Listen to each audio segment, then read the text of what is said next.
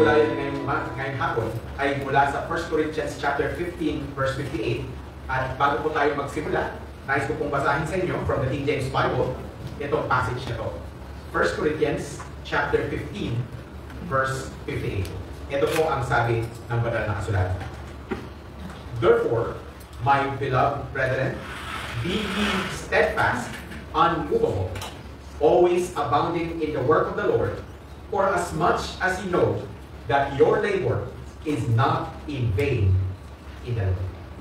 Bago tayo magpatuloy sa ating pagbubulay-bulay sa salita ng Panginoon ngayong hapon, tayo muna po'y manalangin. Let us pray. Father, today we come before you knowing that you are the God that blesses faithful service into a fruitful service. Today, Father, as we look into your word, we pray that you would guide us into all the truth. Help us to see the things you want us to say, and may the truths that we receive from your word this afternoon may simply burn in our hearts. In Jesus' name, amen and amen. Isa sa mga paboritong quotes ko nung ako'y young people pa, isang quotation na ganito. What we do in life echoes in eternity. Ang quote na to ay isang paalaala na lahat pala ng pwede natin gawin sa buhay natin ay merong epekto sa mga darating na panahon at sa darating na buhay. Sa totoo lang, significance o katuturan o kabuluhan ng ating mga ginagawa is isang bagay na nais makamit kung hindi ng marami or ng lahat. Para sa isang mananampalataya, ang concept ng significance ng ating ginagawa ay actually napakahalaga. Ito'y pinakita ni Apostol Pablo sapagkat ang konteksto ng ating passage ngayong hapon sa 1 Corinthians chapter 15, pinakita ni Apostol Pablo na ang buhay ng isang Kristiyano ay hindi lamang sa mundong ito. Ngunit, may eternidad na hinihintay. Ang basihan ng perspective na ganito is ang muling pagkabuhay ni Kristo. Kasi Kristo na namatay, nilibing, at nabuhay uli ay nagsisilbing patunay para sa lahat ng mananampalataya na meron pang buhay beyond sa buhay na ito. Ang pinakapundasyon ng doktrina ng resurrection is ang ebanghelyo ng ating kaligtasan na makikita sa verses 1 to 4 ng 1 Corinthians 15. Ito ay nagpapakita kung paano si Kristo ay namatay para sa ating mga kasalanan, inilibing at nabuhay muli. At kung gaano man katotoo na si Kristo nga ay namatay, nilibing at nabuhay uli, ganun din kasigurado na may pagkabuhay muli sa mga Kristiyano at sa lahat ng nananampalataya kay Kristo. Dahil sa katotohanan nito, lahat nga ng ating gagawin sa buhay na to ay merong potensyal na eternal significance. Mga kapatid, may kwento ang kwento ng ating paglilingkod sa Panginoon. Walang sayang. Walang sayang. Itong paglilingkod sa Panginoon, ang totoong what we do in life echoes in eternity. Marahil isa sa mga paboritong katagap ng mga kabataan ngayon ay FOMO. Huwag po kayo mag-alala, hindi po yan mura. FOMO means fear of missing out. Narinig na po ba yan? Hello? Baka narinig nyo na. Fear of missing out. Maraming kabataan ngayon nagsasabi, ay mag-miss out ako pag puro church lang ako, puro seryoso sa buhay, puro para sa Panginoon. Hindi mga kapatid, you will not miss out pag ang focus mo ay ang Panginoon. What we do in life echoes in eternity. Ang tanong mga kapatid na gusto kong pakita sa salita ng Panginoon ngayong araw is paano ba maging makabuluhan ang ating paglilingkod sa Panginoon? Paano maging makabuluhan ang paglilingkod natin sa Panginoon? Ang desire ko po ngayong araw is maging encouragement sa bawat isa, especially sa Puerto Bible Church, sa Brooks Point Bible Church, sa lahat ng mga kapatiran, kapastoran na nandito ngayon, na makita natin na hindi sayang ang paglilingkod natin sa Panginoon. Ang ating teksto ngayon sa 1 Corinthians 15 verse 58, makikita natin ang apat na kapamaraanan kung paano tayo makakapaglingkod sa Diyos na may katuturan. Sa pag-umpisa, ang sabi ni Apostol Pablo, therefore, my beloved brethren, be steadfast, unmovable, always abounding in the work of the Lord, for as much as you know that your labor is not in vain in the Lord. Una, Sabi ni Apostol Pablo, therefore, o sa makatuwid. Ito ay nagpapahiwatig ng ating passage sa verse 58 ay kadugtong ng buong passage ng 1 Corinthians 15. Kaya, ano na po ito? Warning na po sa inyo, mahaba-habang preaching po ito. Pasensya na po agad. Kasi verse 58, kasi po dapat kung may sila, sana isang sentence lang, diba? Kaso, pinili nyo po yung pinakamahabang verse. Pinakadulo, yung pinakamahabang, isa sa mga pinakamahabang verse. So, mahaba-haba po tayo. Magkain-kain mo na po kayo. Sa makatuwid, sabi ni Pablo. At ang napakaganda dito is kung paano siya makisumamo sa kanyang kausap. Ang sabi ni Apostol Pablo, therefore, my beloved brethren. Yung term na beloved brethren, ang unang beses nag-occur yan is nakikreate o nagpapahiwatig ng tinatawag na social bond. First time nag-occur yan sa Old Testament, ang sabi nung nagsabi niyan, my brethren, my beloved brethren. Parang nakikiamo. However, pagdating sa New Testament, the first time na pinag-usapan yung konsepto ng brethren ay yung sinabi ni Christ, sino ba ang kapatid ko? Sino ba ang magulang ko? Sabi niya, lahat ng sumusunod sa Diyos, siya ang aking kapatid. Yan yung word ng brethren. So pagdating sa New Testament, nagkaroon nito ng tinatawag na spiritual bond. And I tell you the truth, yung ginamit ito ni Pablo, hindi niya mga kapatid sa laman ng kanyang kausap. Ang mga Korinto ay mga tao na mga kasama niya sa iglesia ng Diyos. Itong konsepto ng beloved brethren ay nagpapakita ng spiritual bond ni Paul sa mga Korinto at ng bawat isang Kristiyano sa isa't isa. Lahat po tayo ay magkakapatiran. Napakaganda isipin. Ang tagubili ni Pablo ay nag-umpisa nung sinabi niya, therefore, my beloved brethren, be, yan may una, steadfast. O ang word na yan ay magpakatatag. Ang unang tagubili ni Pablo para sa paglilingkod sa Diyos ng may katuturan is number 1, maglingkod ng may katatagan. Ang simpleng ibig sabihin ng salitang steadfast is may tinatayuan ka. Ito ay equivalent ng sinasabi, hold your ground. Ang question sa isang Kristiyano sa paglilingkod sa Diyos, madaming bagay na dapat kang tayuan. Madaming bagay na dapat ang Kristiyano alam ang kanyang paninindigan. Pero itong passage natin sa 1 Corinthians 15 verse 58, merong specific na sinasabi si Apostol Pablo sa umpisa na dapat nating tinatayuan. Ito ay mababasa sa 1 Corinthians chapter 15 verse number 1. At ang sabi ni Pablo ito, moreover, brethren, I declare unto you the gospel which I preach unto you, which also ye have received, and wherein ye stand. Mga kapatid, ang makabuluhang paglilingkod sa Diyos ay nag-uumpisa sa alam mo kung ano ang iyong tinatayuan. Madaming bagay sa mundo ang pwedeng tayuan. Madaming bagay sa mundo na pwedeng pag-awayan at ipaglaban. Pwede kang magsabi, ang gusto kong team sa NBA ay ganito, Denver Nuggets, o Chicago Bulls. O sabihin ko, gusto ko ang iyong GOAT, greatest of all time, ay si LeBron James o si Michael Jordan. Pwede yan.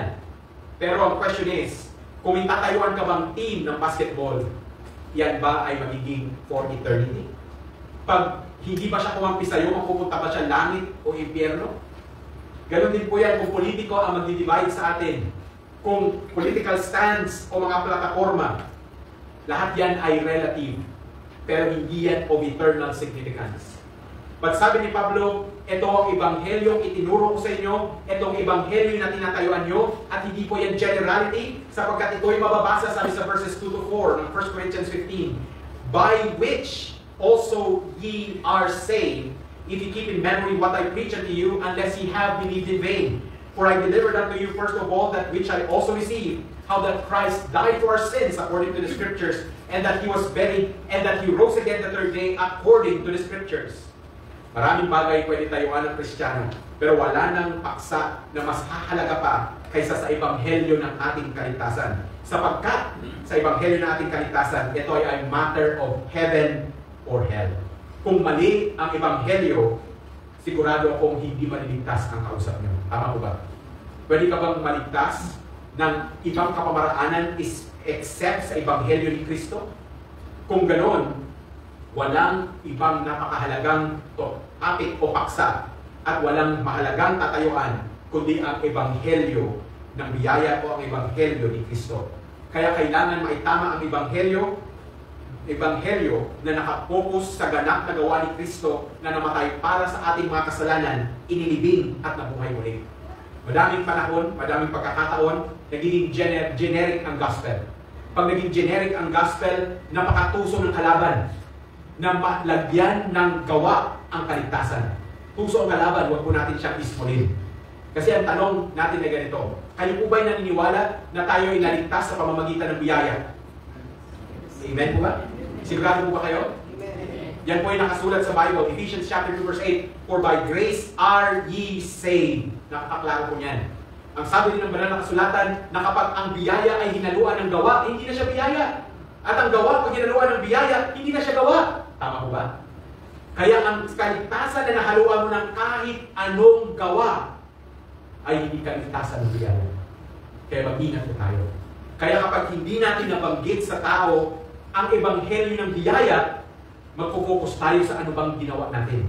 Kasi ang tanong, paano ba tayo naliligtas? Kapag ang sagot mo ay ang ginawa mo, problema na po yan. Hindi na po yan ang ebanghelyo ng biyaya. Kaya po ito pinapakita po anong ebanghelyo ng biyaya kasi nakapokus sa ganap na gawa ni Kristo.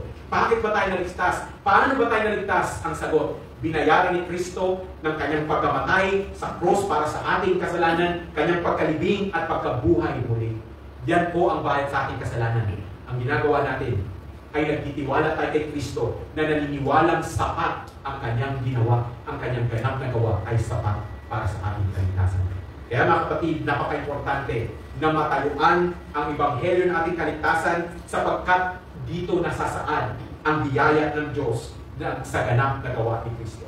Kaya mga kapatid, napakahalaga na kung may tatayuan tayo, ito ay para sa ebanghelyo.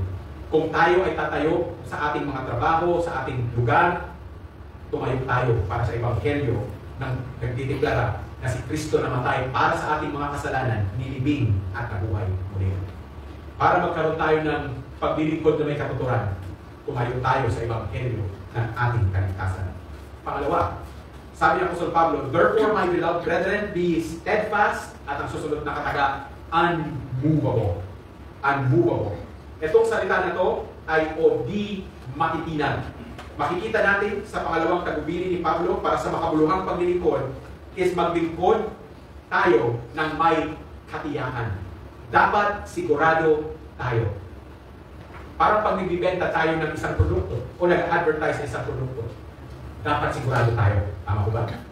Ang ebanghelyo natin ay isang bagay na kapag tatayuan natin, hindi tayo matitinag. Ito ang sabi ng Apostol Pablo sa Colossians chapter 1 verse 23.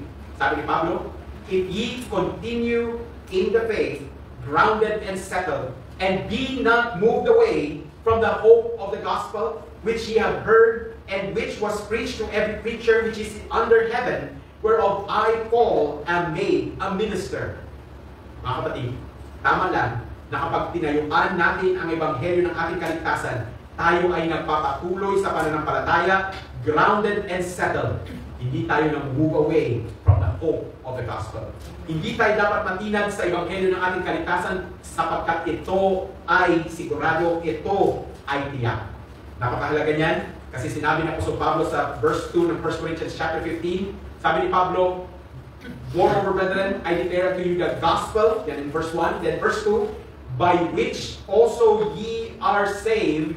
Then sinabi ni Pablo itong susunod na kataga, if ye keep in memory what I preach unto you, unless ye have believed in vain. Now, gusto ko pong pakita sa inyo yung word na keep in memory ay napakahalaga. Kung gagamitan natin ng konting Greek, yan po ay galing sa salitang katekete. Narinig nyo na ba yung word na katekete? Diba? Pero sa familiar, diba? Narinig nyo na ba yung word na catechism? Yes or no? Nakakita na ba kayo ng katekismo na sinasabi? Ang katekismo ay, ang pattern niya ganito, like the Westminster Catechism. Ang sabi, what is the chief end of man? At ang sagot din ng katekism na yan, to glorify God and enjoy Him forever. Kasi, ang trabaho ng katekismo is minimemorize mo yung isang bagay. Nakuha niyo? So, pag sinabing keep in memory, yan ang Greek word niya ay katekete, ang sinasabi ni Pablo, mga kapatid, alalahanin nyo ang tinuro ko sa inyo. Unless mapawalang kabuluhan ang inyong paniniwala at pinaniwalaan. Bakit? Ito po tanong ko sa inyo. May pakinabang ba yung isang bagay kung makalimutan nyo ito? Diba? Nag-test kayo. Sa araw ng test, sa gabi ng test, baka ng aral. So, na-memorize mo na. Kung ano yung mga memorize mo, logarithm yan, algorithm yan, probabilities yan. Memorize mo na lahat. Pagdating ng exam, pagdating ng tanong, nakalimutan mo yung inaral mo. Nangyari na po ba yan sa inyo? O baka mamaya sa akin na nangyari yan. Nangyari na yan sa inyo?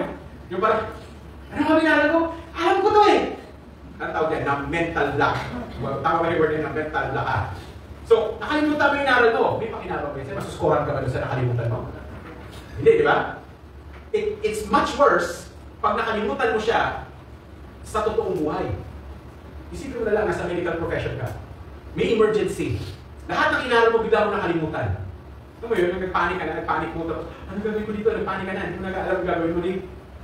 You believe in vain. In the same way, sa gospel, yung maximum benefit niyan para sa atin at para sa makakarinig dito ay makakamtan pag ito'y nakikip natin in our memory. Hindi nawawalang kabuluhan yung kaligtasan, pero ibig kasi nito sa buhay natin yung application at yung pag-share natin sa iba, yun yung may-apekto. Kasi sinasabi ni Pablo, tandaan yung itong ebanghelyo na to. Bakit? Kasi dapat dito tayo tatayo at dapat dito tayo hindi matitinag. Bakit? Kasi napakasigurado ng ebanghelyo na to. Itong sabi niya sa verse 3, for I delivered unto you first of all that which I also received, how that Christ died for our sins, ang sabi diyan, according to the scriptures, and that He was buried, and that He rose again the third day, according to the scriptures. Now, ako'y sigurado na ang ebanghelyo ay totoo dahil sa dalawang bagay. Number one, dahil ito'y pinagtibay ng mga kasulatan. Nasasaad sa banal na kasulatan na ang si Kristo ay mamamatay. Mababasa yan sa Isaiah 53 verse 4 to 9. Ang sabi ni Isaiah ito, surely He had borne our griefs and carried our sorrows, yet we did esteem Him stricken, smitten of God, and afflicted. But He was wounded for our transgressions, He was bruised for our iniquities. The chastisement of our peace was upon Him, and with His stripes we are healed. All we like sheep have gone astray, we have turned everyone to his own way, and the Lord hath laid on Him the iniquity of us all. He was oppressed, and He was afflicted, yet He opened not His mouth. He is brought as a lamb to the slaughter, and as a sheep before her shearers is dumb. So He opened not His mouth. He was taken from prison and from judgment. And who shall declare His generation? For He was cut off out of the land of the living. For the transgression of my people was He stricken. And He made His grave with the wicked, and with the rich in his death, because He had done no violence, neither was any deceit in His mouth. Napakaklaro po. Hindi nagulat ang Diyos na si Kristo ay mamamatay. Nasasaad din sa banal na kasulatan na si Kristo ay mabubuhay muli sa mga patay. Ang sabi sa Psalm chapter 16 verse 9 to 10, therefore my heart is glad and my glory rejoiceth, for my flesh also shall rest in hope. For thou wilt not leave my soul in hell, neither wilt thou suffer thine Holy One to see corruption. Kaya mga kapatid, napakasigurado ng ebanghelyo na si Kristo namatay para sa ating mga kasalanan, nilibing at nabuhay ulit, kasi ito'y nasasaad sa banal na kasulatan. Pero higit pa dito, ito'y pinatotohanan din ng mga nakasaksi. Validated by the scriptures, verified by eyewitnesses, kaya walang kawala, siguradong sigurado. Mababasa natin ang mga nakakapatunay na si Kristo nga ay nabuhay mula sa mga patay sa 1 Corinthians 15 verse 5 to 10 na ang sabi, and that He was seen of Cephas, then of the 12. After that He was seen of about 500 brethren at once, of whom the greater part remain unto this present, but some are fallen asleep. After that He was seen of James, then of all the apostles, and last of all He was seen of me also, as one born out of time. For I am the least of the apostles, that I am not meet to be called an apostle, because I persecuted the church of God. But by the grace of God, I am what I am. And His grace which was bestowed upon me was not in vain. But I labored more abundantly than they all. Yet not I, but the grace of God which was with me. Kaya mga kapatid, sigurado si Pablo. Verified by the scriptures, validated by the scriptures, verified by the eyewitnesses. Kaya ang response dito sabi ni Pablo sa verse 11, Therefore, whether it were I or they, so we preach, and so ye believe. Kaya mga kapatid, sigurado tayo sa ebanghelyo ng ating kaligtasan. Kaya hindi lang natin ito matatayuan, dito pa tayo may kasiguruhan sa ating paglilingkod sa Diyos. Kaya, kung tatayuan tayo, tumayo tayo sa ebanghelyo. Kung hindi tayo matitinag sa isang bagay, huwag tayo magpatinag sa ebanghelyo ng ating kaligtasan. At meron pang pangatlo. Sabi ni Pablo sa verse 58, Therefore, my beloved brethren, be steadfast, unmovable, ito po yung pangatlo, always abounding in the work of the Lord. Ito po ay ang palaging sumasagana sa gawa ng Panginoon. Makikita natin ang pangatlong tagubilin ni Pablo na maglingkod ng may kasaganahan. Maglingkod ng may kasaganahan. Ano-ano ba ang mga bagay na dapat maging masagana na sa paglilingkod ng isang mananampalataya? Ano ba ang mga gawa para sa Panginoon na dapat pasaganahin ng isang mananampalataya? Unang-una, number 1, ang pamumuhay ng alinsunod sa ating pagkakakilanlan sa pagkamatay, pagkalibing at pagkabuhay muli ni Kristo. Kaya mga kapatid, napaka-importante ng Ebanghelyo kasi napaka-central pala nito sa buhay Kristiyano. Ang verse na to ay isa sa mga pinaka-mind-boggling na verses. Malaki nakita niyo na to. 1 Corinthians 15 verse 29. Else, what shall they do which are baptized for the dead? If the dead rise not at all, why are they then baptized for the dead?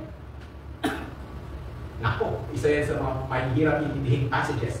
Pero kung titingnan natin ang konteksto, ang sinasabi ni Pablo ay ito. Si Kristo ay namatay, si Kristo ay nilibing, si Kristo ay nabuhay muli. Ang sabi niya, kung si Kristo ay hindi nabuhay muli, bakit pala tayo nagpapabautismo para sa patay? Kasi mga kapatid, hindi po tayo nagpapabautismo para sa patay. Hindi rin tayo nagpapabautismo ng patay. Tama ba yan? Kasi ang totoo niyan, walang pakinabang mabautismo para sa patay.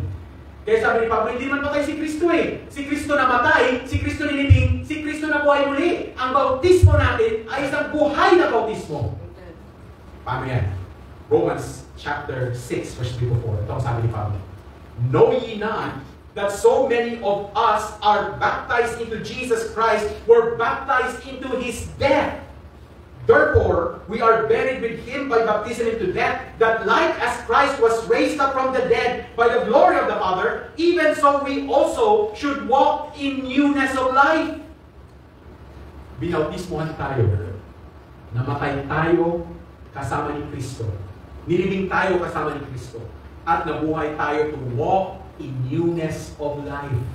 Mga kapatid, napakahalaga sa isang mananampalataya na namumuhay bilang mga namatay kasama ni Kristo, nilibing at nabuhay na naglalakad sa muling pagkabuhay. Mga kapatid, napaka-importante pala nito na sa isang mananampalataya, tayo ay nakakonform sa death, burial, and resurrection ni Jesus Christ.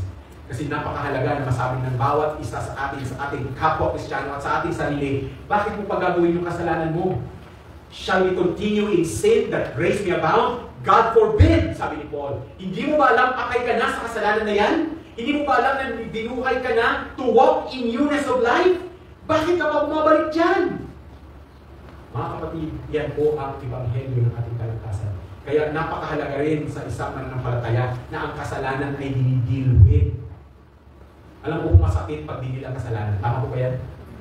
Masakit pag dinil ang kasalanan. Minsan sa Pilipino, parang mas masarap na lang na, bayaran mo na yung kasalanan, matutunan din yan in the long run. Hindi ganyan. It doesn't work that way. Ang bata, pag hindi mo dinisiplina, mapapariwaran. Kaya ang isang Kristiyano, pag hindi nakumpranta ng kanyang kasalanan, pag hindi nakita ang gravity ng kanyang kasalanan, pag hindi nasaktan ang mga tao sa paligid niya sa kasalanan, ito ay nagpapakita na ebanghelyo mo ay patay. Hindi pwedeng ganun. Hindi pwedeng ganun. Hindi tayo binautismuhan sa patay. Buhay ang ating bautismo. Amen? Buhay. Tayo ay nag-walk in newness of life at tayo bilang mga mananampalataya, ganun tayo dapat maglakad. Kinukonsider natin ang sarili natin patay kasama ni Kristo, nilibing kasama ni Kristo, at lumalakad sa pagkabago ng buhay. Napakahalaga na yan ay isang pagsasagana sa ating paglilingkod. Minsan pag sinabing paglilingkod, nakapokus lang tayo sa activity.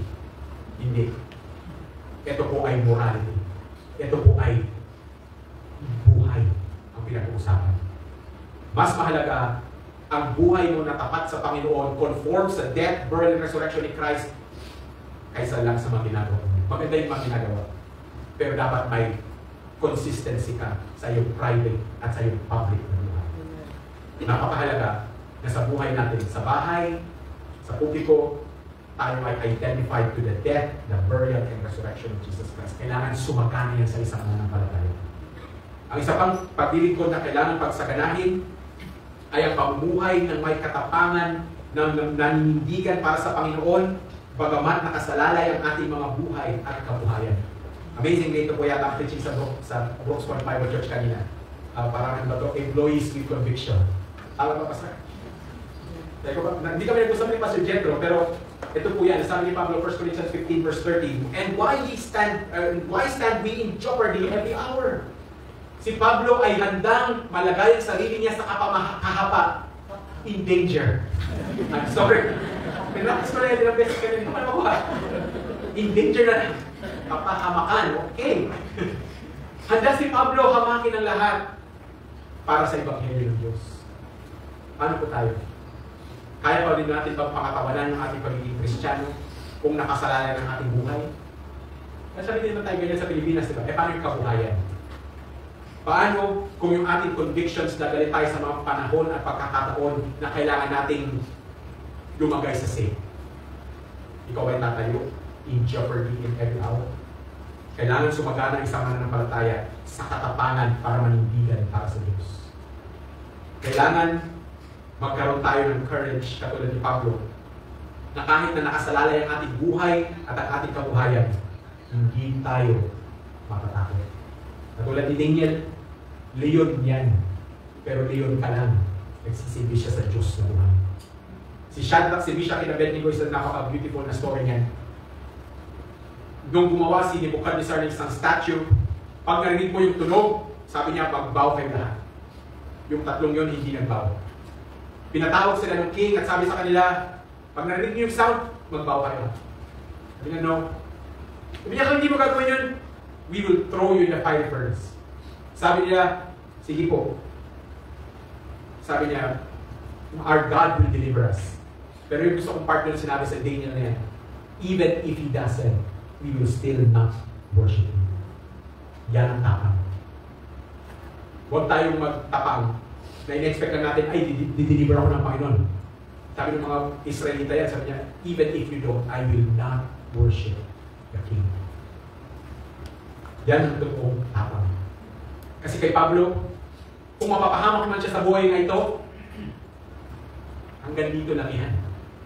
Ang sabi ng sa Gospels, do not fear him that can destroy the body, but fear him that destroys body and soul in hell. Huwag kayong matakot sa kayang sirain ng inyong katawan. Huwag kayong matakot sa kahit sino mang kayang sirain ng inyong kabuhayan, sapagkat ang Diyos na pinagbilingkuran natin ay buhay at ang buhay natin ay hindi magkulang.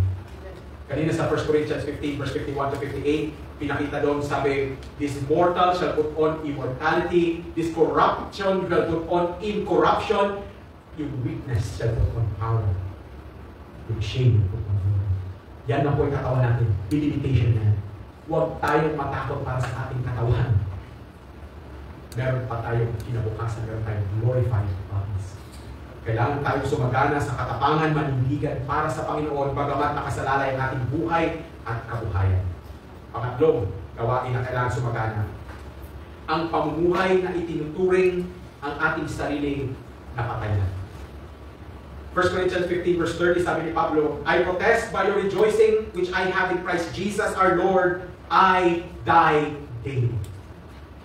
Ito din na nabanggit ni Pablo sa 2 Corinthians chapter 5 verse 14 to 15, for the love of Christ constraineth us, because we thus judge that if one died for all, then we're all dead. And that He died for all, that they which live should not henceforth live unto themselves, but unto Him which died for them and rose again.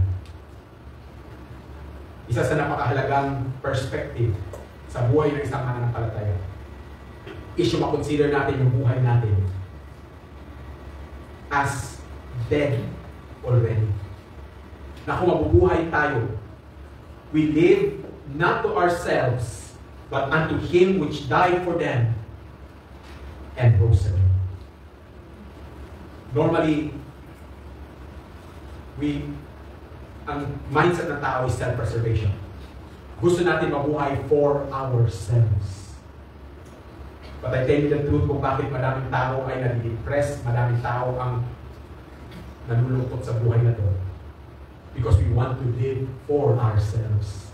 We have to live for something bigger than ourselves. We have to consider ourselves dead. And the life we live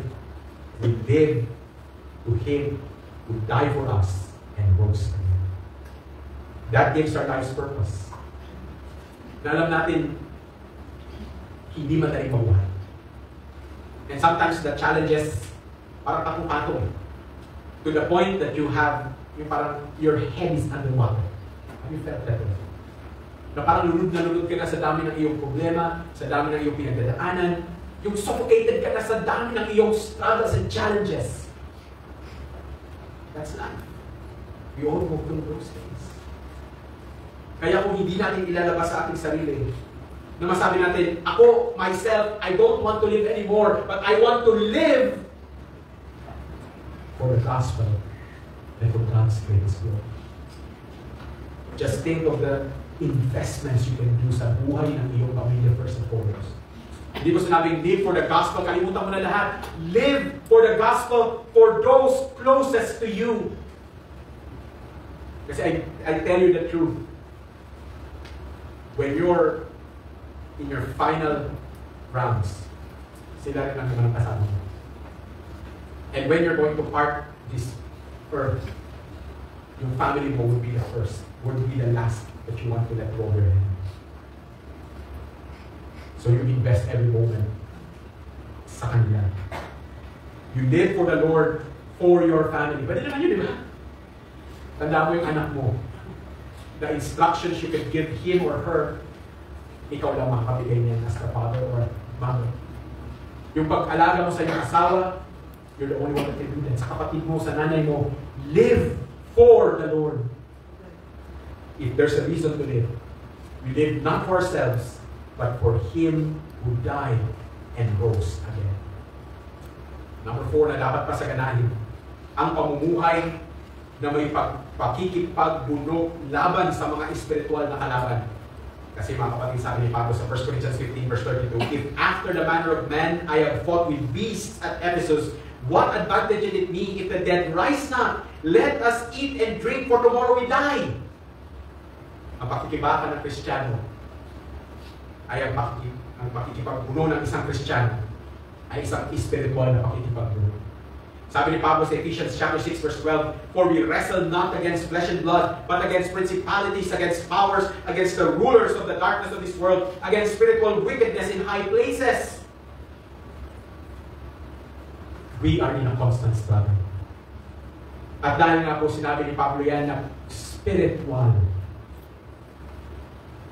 yan po'y makikita natin na yung kalaban natin ay hindi flesh and blood.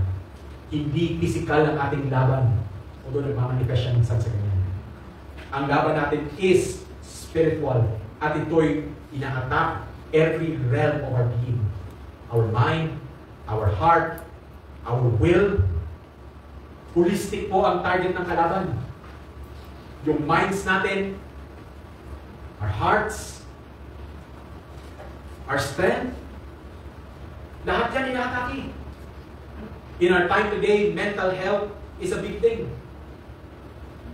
Pero alam natin sa Kristiyano, ina-atake ng kalaban ng Panginoon yan, right? Huwag tayo magsabi, ay wala, hindi tayo naapektuhan yan. Ano tayo? Exempted tayo dyan. Hindi! Yan ang unang ina-atake.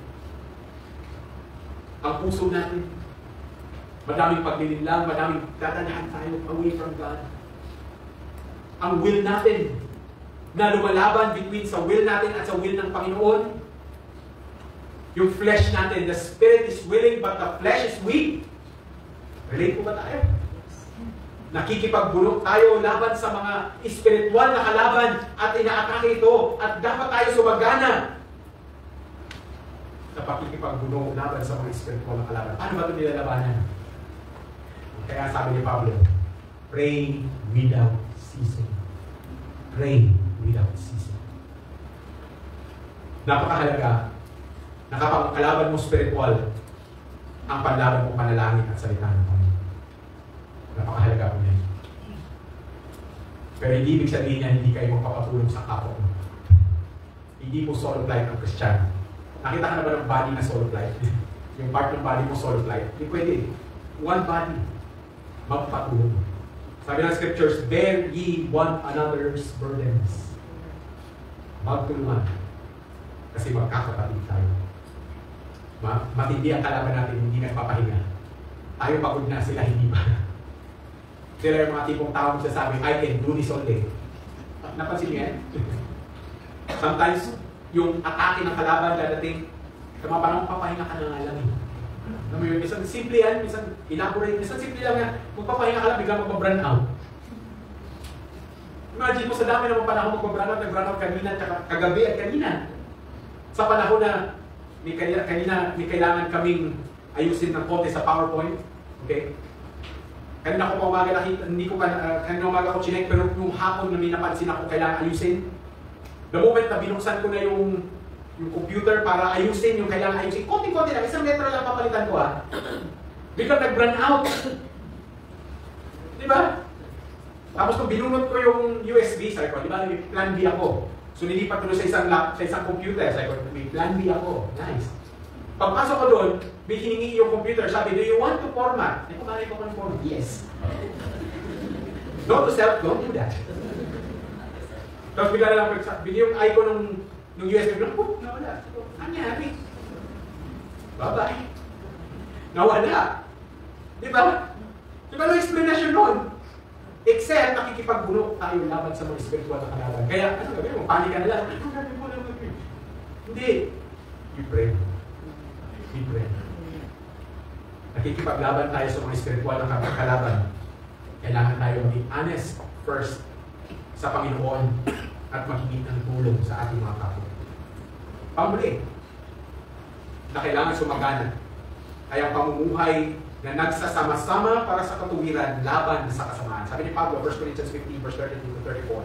Be not deceived, evil communications corrupt good manners. Awake to righteousness and sin not, for some have not the knowledge of God. I speak this to your shame. Sabi ni Pablo, awake to righteousness and sin not. Kailangan natin maging mapagbantay sa ating mga komunikasyon. At ulit, napakaganda ng term yan. Evil communications. Sa ibang translation, ang word na ginamit dyan ay company. Pero mga kapatid, ang Greek word niyan comes from the word homily. Okay? Kaya yung homily is preaching, right? So it's communication. Kasi hindi ang masama is yung mga nagsasalit, yung mga communication na evil, yun na nakakakurap. Kaya, mahalagang mabantayan na sa pagsasalita pa lang, tayo ay nag-awake to righteousness and sin na. Nagsasama-sama ang mga mananampalataya para sa katuwiran, laban sa kasamaan. Sabi nila, ang mga Kristiyano daw ay napakaseryoso, hindi daw marunong mag-joke. Well, depende kasi sa joke yan. May mga joke kasi na parang ang joke ng mundo, iba sa, parang hindi rin siya nakakatuwa o nakakatawa. And sometimes, we get ostracized kasi hindi natin masakyan yung jokes nila. Eh, paano natin masasakyan? Kaya sabi nga naman, to the pure, all things are pure, but to the wicked and defiled, nothing is pure. Paano mas masasakyan yung katawa ng mga noontime show? Paano masasakyan yung comedy na ganyan? Hindi. Tayo ay nagsasama-sama para sa katuwiran laban sa kasamaan. Ang katotohanan patungkol sa kinakatayuang ebanghelyo ay dapat nakikita at lumalabas sa pamumuhay at pananalita ng isang Kristiyano. Kaya kung totoo ang ating paniniwala at ang pinaglilingkuran natin ay totoo, tayo ay dapat lang maglingkod ng may katatagan, kasiguraduhan, kasaganahan, at yung pang-apat ay ito. Sabi ni Pablo sa verse 58, therefore, my beloved brethren, be steadfast, unmovable, always abounding in the work of the Lord, for as much as ye know that your labor is not in vain in the Lord. Ang huli ay maglingkod ng may katotohanan. Napakahalaga na makita natin na ang ating pagpapagal ay hindi walang kabuluhan sa Panginoon. Ang sabi ni Pablo sa 1 Corinthians 15 verse 19, if in this life only we have hope in Christ, we are of all men most miserable. And I agree. I agree. Kung ang pag-asa natin kay Kristo hanggang dito lang sa buhay na to ay pambihira naman. Diba? It's not easy to live ngayon, right? Hindi siya madali.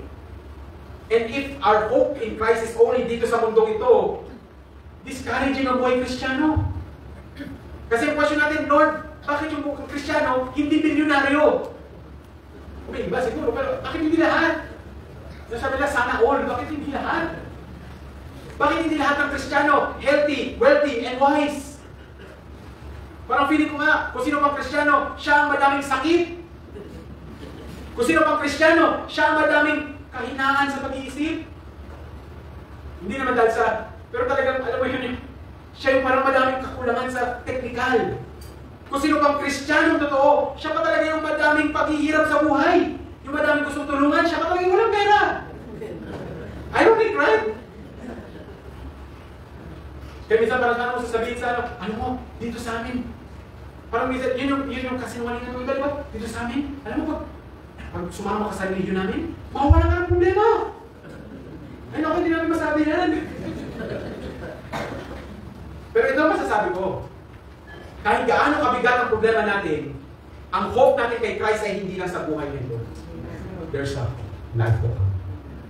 Kaya napakahalaga ng binasa ka na 51 to 58, 51 to 57. Kasi, in a moment, in that twinkling of an eye, yung ating body that is being dissolved shall be changed. Yung ating mind na may limitation shall break free. Yung ating inabilities shall be made able. Kung ang hope natin kay Christ is only in this world, we are of all men most miserable. But no! Ang hope natin is beyond this life. That's why we need resurrection. And when we are raised again, ang beautiful yan. The glorified body is beautiful. Bakit? Wala ka ng sakit. I know that for a fact. Kasi sa aking karamdaman, para isipin mo na lang, hindi ako panghabang buhay ng aking existence magdadialysis. Yes, habang nandito sa mundo, yes. But when the time comes, in the moment, in the twinkling of an eye, kahit nakadikit pa ako sa dialysis machine, I will fly away. And kahit anong kahirapan natin, we get delivered from this present evil world. Our hope in Christ is not only in this world. And si Pablo, pinakita na niya ang end game. Ang ending ng bawat tao. Sabi niya sa 1 Corinthians 15 verse 20 to 28, sabi ni Pablo ito, But now is Christ risen from the dead and become the first fruits of them that slept. Mga kapatid, because Christ died and rose again, yung mga namatay kay Kristo ay mabubuhay uli. That's a big amen for me. And para sa lahat ng namatayan, that's a big amen. The first fruits of them that slept. For since by man came death, by man came also the resurrection of the dead. For as in Adam all died, even so in Christ shall all be made alive. What a beautiful truth. But every man in his own order. Christ the first fruits, afterward they that are Christ that is coming. Then cometh the end, when he shall have delivered up the kingdom to God, even the Father, when he shall have put down all rule and all authority and power. For he must reign till he hath put all enemies under his feet. The last enemy that shall be destroyed is death. For he hath put all things under his feet. But when he said all things are put under him, it is manifest that he is accepted, which did put all things under him. And when all things shall be subdued unto him, then shall the Son also himself be subject unto him that put all things under him. At the last verse, that God may be all in all. The end game ng mananampalataya ay ang Diyos na ating pinaglilingkuran ay siyang magiging all in all. Kaya mga kapatid, walang kawalan maglingkod sa Diyos. Na sa kahuli-hulihan tayo ay haharap sa Kanya. Kaya our labor is not in vain in the Lord. Kung tayo ay maninindigan sa tamang ebanghelyo at sumasagana sa mabuting gawa na bunga ng katotohanan ng ebanghelyo ito sa buhay natin. Yan po ang faithful service and fruitful service. Ang teksto po natin ay nagsasaad na si Pablo ay nananawagan sa mga taga-Korinto at mga Kristiyano na maging matatag, di makitinag, at sumasagana sa makabiluhang kawain ng Panginoon. Ang simpleng mensahe ko po sa inyong ngayong hapon na ito, ang paglilingkod sa Panginoon na may kabuluhan ay may katatagan, katiyakan, kasaganahan, at katuturan. Isang awit po nagsusumat po tayo lahat ng ito. Ito po ang title ng awit na ito ay Only One Life. Ang sabi po nito, nakanta ito. It matters so little how much you may own, the places you've been, or the people you know. For it all comes to nothing when placed at His feet. It's nothing for Jesus, just memories to keep. You may take all the treasures from a faraway land, and take all the riches you can hold in your hand, and take all the pleasures your money can buy, but what will you have when it's your time to die? The days pass so swiftly, the months come and go, the years melt away like a new fallen snow. Spring turns to summer, and summer to fall. Autumn brings winter, and death comes to fall. Only one life, so soon it will pass. Only what's done for Christ will last. Only one chance to do His will, so give to Jesus all your days. It's the only life that pays. When you recall, you have but one life. Ang paglilingkod sa Panginoon na may kabuluhan ay may katatagan, kasiguruhan, kasaganahan, at katuturan. Let me pray for you. Father, we thank you for your word today. We thank you that you encouraged us to be steadfast, unmovable, always abounding in the work of the Lord, for as much as we know that our labor for you is not in vain. Father, I pray that the truths that we see from your word this afternoon may it simply burn in our hearts. In Jesus' name.